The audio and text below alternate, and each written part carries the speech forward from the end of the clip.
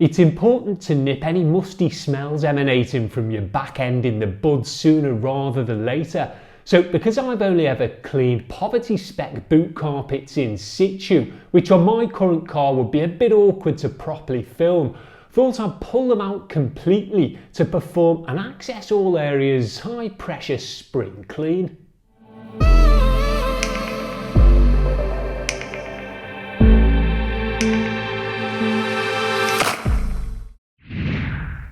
So continuing on with the trend of pulling bits off and out of the 25-year-old Fiat Coupe to clean up and rejuvenate, set the boot carpets in my sights as despite not looking too dirty, loose detritus and stain-wise, still couldn't help taking offence to their stagnant pong and ramshackle lack of fasteners. So committed to pulling them out to thoroughly clean with some cheap and cheerful chemicals before refitting and securing them with a handful of similarly cheap but hopefully still effective new plastic poppers. As with money needing to be spent elsewhere on the car, didn't think there was any point breaking the bank to refresh old Poverty-Spec panels that had likely never been treated to anything other than a quick vac.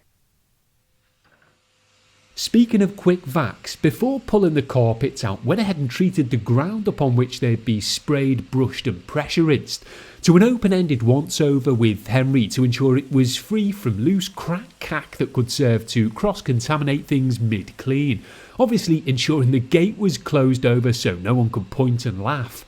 Then, being as well equipped as I am, used a novelty Dutch butter knife to pop out the few fasteners that were affixed, as dedicated tools are underrated. So I could then go on to remove the various bits of carpet, trim and whatever sat beneath it, as I'd also be looking to tidy the bare boot floor up a bit too.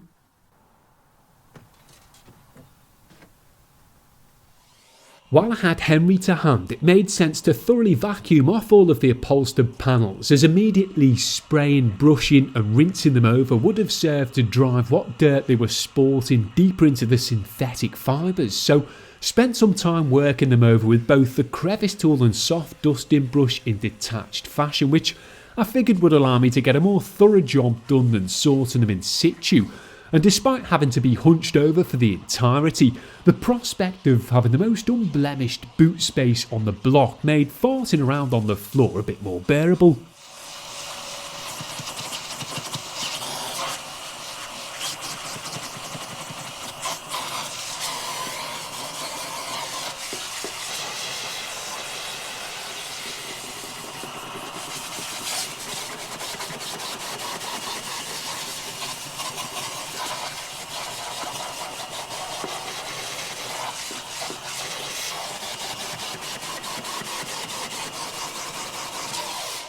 Once everything had been vacuumed off, got jiggy with my trigger finger and the CarPlan Demon fabric product I'd picked up with my own penny sweet money, and while I didn't realise it was a foam in formulation, figured that with enough applied should still be capable of fully freshening things up, especially once it had been brushed in. But with this non-fibrous boot lid panel showing signs of wear and tear, didn't want to go in too heavy-handed straight off the bat, so stuck to a soft bristled handheld item and a reduced pressure rinse before plonking it in the sun to dry while I cracked on in a slightly more thorough manner with the other bits.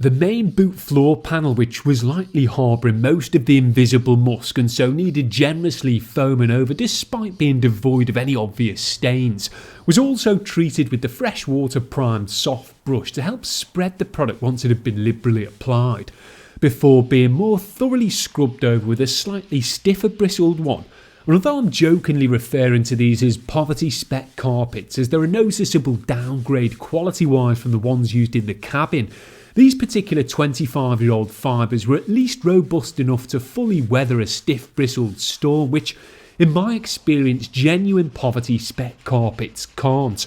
And while I'm well aware working on the floor like this opens the door to cross-contaminatory woes, would be vacuuming things off again once dry, so I was confident anything picked up by the carpets from the blocks below would be gone by the time they were replaced. But for now it was just about ensuring all areas were adequately sprayed, scrubbed and pressure rinsed off, which, depending on how tightly woven the fibres are, can take some time, but as long as the majority of the product residue has been visibly forced out, you can safely hang them out to dry, as some light excess might actually serve to maintain a bit of freshness going forward.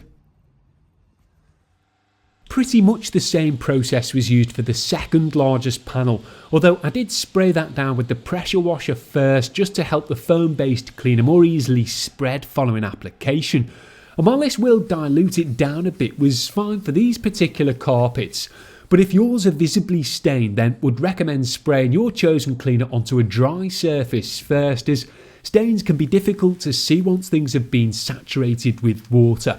And while I know some of you will be shouting at me through the screen to put some gloves on by this point, which I have forgotten to do for the last few videos,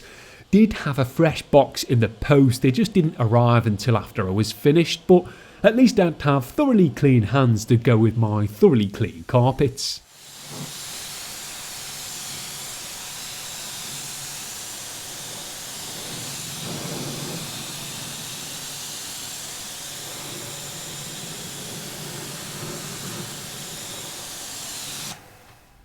So while this kind of clean can be a bit of a faff, especially with panels that aren't flat, because it's something you'll only realistically be doing the once, might as well get stuck in, even if that does mean damp feet and taking a bit of fabric cleaner infused splatter to the face. But to be honest, despite the mess and lack of dedicated detail space, it was actually quite satisfying, which is why I caught more spraying, scrubbing and rinsing footage than I could realistically use. But either way, once all parts had been adequately cleaned, were left in the direct sun to dry, which eliminated the need for me to then fire up either the extractor or blow dryer.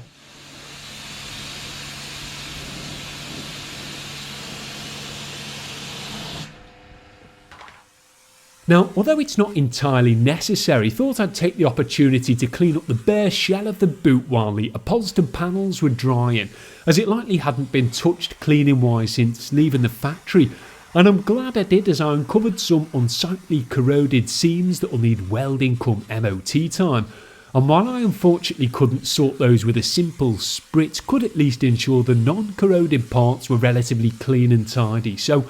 after vacuuming up a bit of compacted dust, loose dirt and rust flakes, went ahead and doused the floor and insides of the rear quarter panels with a water-based dressing, much like how I would an engine bay, and let it soak into all the nooks and crannies for a couple of minutes while I turned my attention to the underside of the boot lid.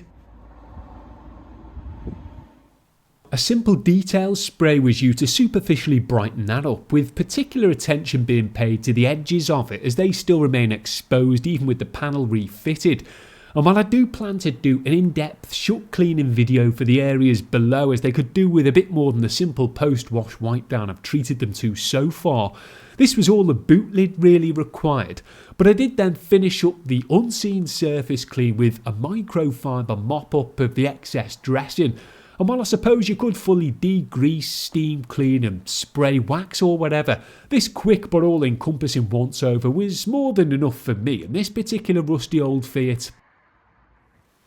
So with the bare boot now ready to receive the freshly cleaned carpets, just had to treat them to one last vac to ensure they were as clean as they possibly could be, which was done undercover to eliminate the likelihood of airborne floater recontamination. Again, with the Crevice Tool being used for the carpeted parts and a soft dusting brush for their reverse sides.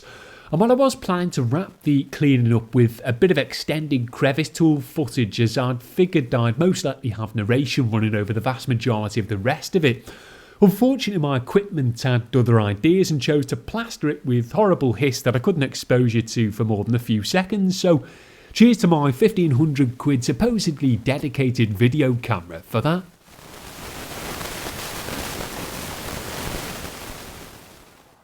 With all the cleaning out the way, it was then just a case of refitting and securing the panels, starting with the lightweight boot lid, which unfortunately had been worn, not dirty from the start, but a handful of new fixings meant it at least wouldn't be flapping about when on the move anymore. Then the lower panels were replaced, starting with the rear one, which slotted in ready to be held in place more securely by the other bits. The two side panels, once positioned, were then semi-secured by the boot seal, which did require a bit of fiddling as they were originally glued to the edge of the body, but got there with them in the end. Then the main floor panel was dropped in and fixed to the body through holes in both that and the rear panel with another fresh batch of colour-coded poppers, finishing up with some final ski hatch and boot trim faffery, all of which was a bit awkward to properly film, but hopefully you still get the gist.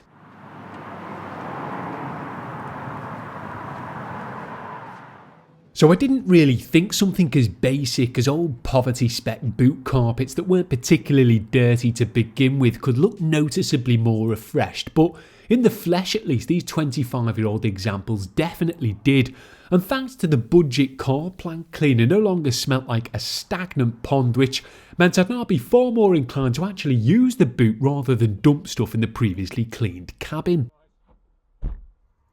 Now, unfortunately, the nature of the material means that it's always going to give off pensioners' pube vibes, which is probably why it drew a few of them in off the street for a closer look.